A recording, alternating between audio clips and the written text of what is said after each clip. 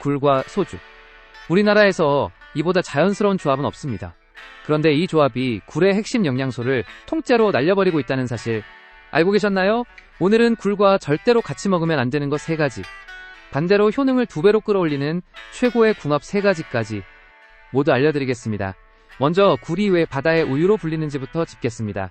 굴 100g에는 단백질 9g, 칼슘, 아연, 타우린, 오메가3 지방산까지 들어있습니다. 단일 식품 중에서 이렇게 영양소가 고루 들어있는 경우는 드뭅니다. 오늘 이 영상을 다 보시고 나면 왜 굴이 수천 년 동안 인류의 보양식이었는지 이해하게 되실 겁니다. 인류가 굴을 먹기 시작한 건 무려 12만 5천 년 전입니다. 전 세계 해안가에서 굴 껍데기가 쌓인 유적이 발견됩니다. 인류가 문자를 발명하기도 훨씬 전부터 굴을 먹었습니다. 기원전 100년, 로마의 공학자 세르기우스 오라타는 인류 최초의 굴 양식장을 만들었습니다. 로마 황제들은 굴을 수백 킬로미터 밖에서 얼음과 함께 공수했습니다. 지금으로 치면 고급 와인을 수입하는 것과 비슷한 수준이었습니다. 그만큼 굴은 귀하고 값비싼 식재료였습니다. 역사상 가장 유명한 카사노바는 매일 아침 굴을 50개씩 먹었다고 기록에 남아있습니다. 허황된 이야기처럼 들릴 수 있습니다. 그런데 현대과학이 이걸 증명했습니다.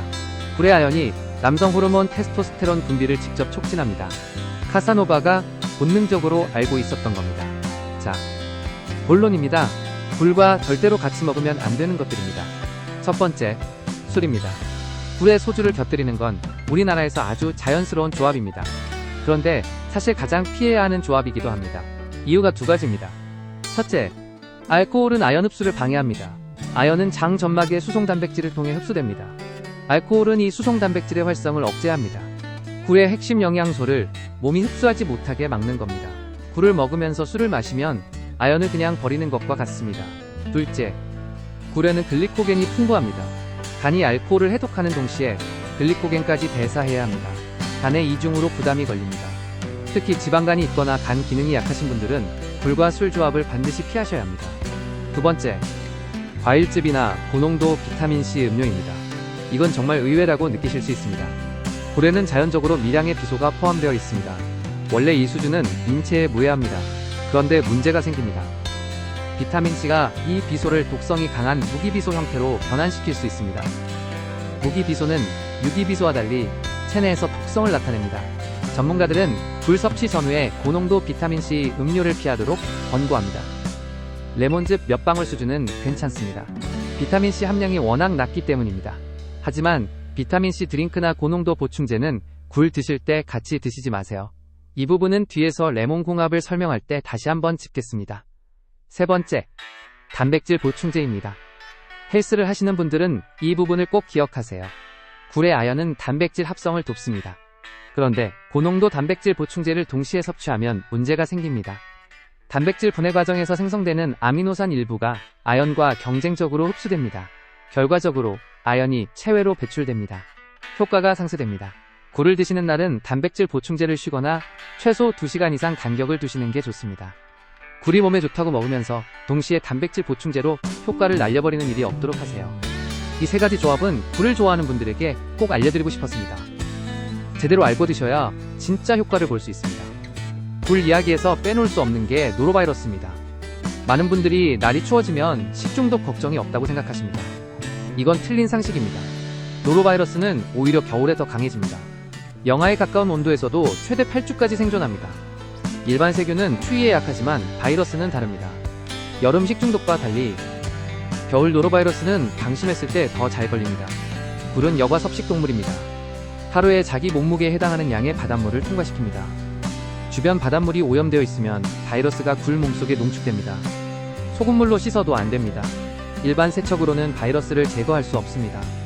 특히 식당에서 생굴을 주문할 때는 어디서 왔는지 물어보는 습관을 들이시는 게 좋습니다. 신뢰할 수 있는 양식장에서 인증받은 굴인지 확인하는 것이 중요합니다. 실제로 노로바이러스 식중독 사고의 상당수가 출처가 불분명한 생굴에서 발생합니다. 노로바이러스에 걸리면 심한 구토와 설사가 24시간에서 72시간 동안 지속됩니다. 건강한 성인은 자연 회복되지만 노인이나 어린이, 면역 저하자에게는 탈수로 인한 합병증이 위험할 수 있습니다. 해결책은 단순합니다. 100도에서 1분 이상 가열하면 노로바이러스는 완전히 사멸합니다. 굴을 익혀 드시면 걱정할 필요가 없습니다. 만약 생굴을 드셔야 한다면 반드시 당일 손질된 굴, 믿을 수 있는 곳에서 구입한 굴만 드세요. 냉장고에 하루 이틀 보관했다가 날로 드시는 건 피하셔야 합니다.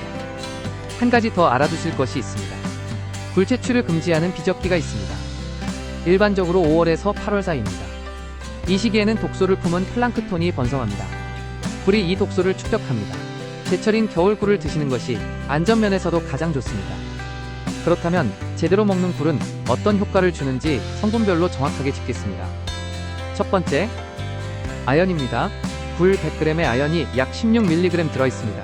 성인 하루 권장량의 약 145%에 해당합니다. 아연이 부족하면 어떤 일이 생길까요? 면역세포 생성이 줄어듭니다. 감기에 자주 걸리거나 상처 회복이 느리다면 아연 부족을 의심해 볼 수 있습니다. 피부 재생과 상처 치유에도 아연이 핵심 역할을 합니다. 탈모를 걱정하시는 분들에게도 아연은 빠질 수 없는 영양소입니다.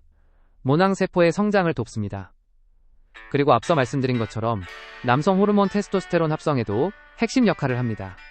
아연은 굴에서 다른 어떤 식품보다 풍부하게 들어있습니다. 두 번째, 타우린입니다. 타우린은 피로회복 성분으로 유명합니다. 굴 100g에는 타우린이 약 396mg 들어있습니다. 오징어보다 3배 많은 수치입니다.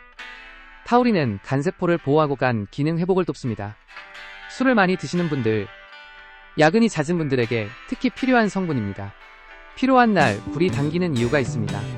세 번째, 오메가3 지방산입니다. 굴 100g에 오메가3가 약 740mg 들어있습니다. 오메가3는 혈중 중성지방을 낮추고 심혈관 건강을 지킵니다. 만성염증 반응을 억제하는 효과도 임상적으로 확인됩니다. 뇌 건강에도 좋습니다. 오메가3는 뇌세포막의 구성 성분이기 때문입니다. 집중력과 기억력 유지에도 관여합니다. 네 번째, 글리코겐입니다. 글리코겐은 곡물성 탄수화물입니다. 굴은 식품 중에서 글리코겐 함량이 가장 높은 편에 속합니다. 즉각적인 에너지원으로 활용됩니다. 운동 후 빠른 에너지 보충이 필요할 때도 굴이 도움이 됩니다.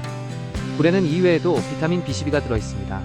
비타민 B12는 신경기능 유지와 적혈구 생성에 관여합니다. 결핍되면 빈혈이나 신경 손상이 올 수 있습니다. 굴 100g에 비타민 B12가 하루 권장량의 4배 이상 들어있습니다. 채식 식단을 하시는 분들이 가장 부족하기 쉬운 영양소이기도 합니다. 셀레늄도 빼놓을 수 없습니다. 셀레늄은 항산화 효소의 핵심 성분입니다.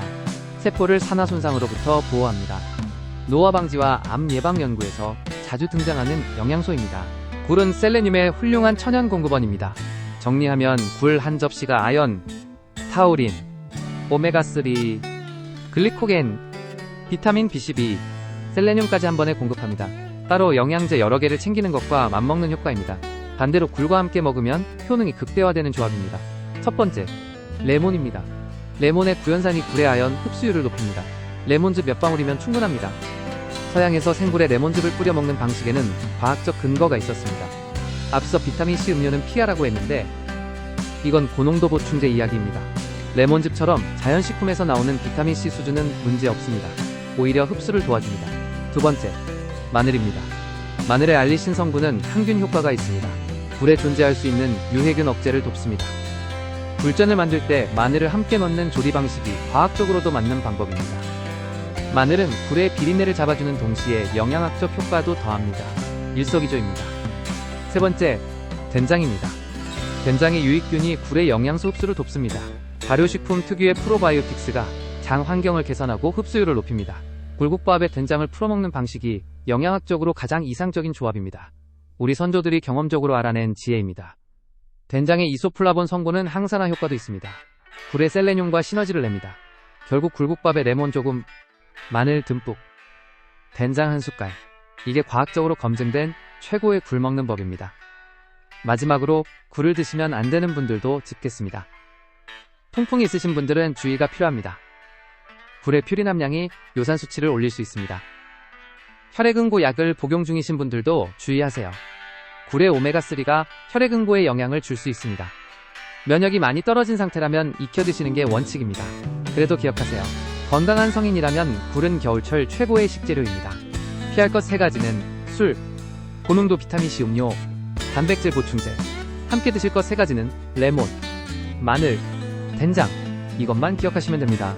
이런 식재료의 진짜 이야기가 더 궁금하시다면 채널 구독 눌러주세요.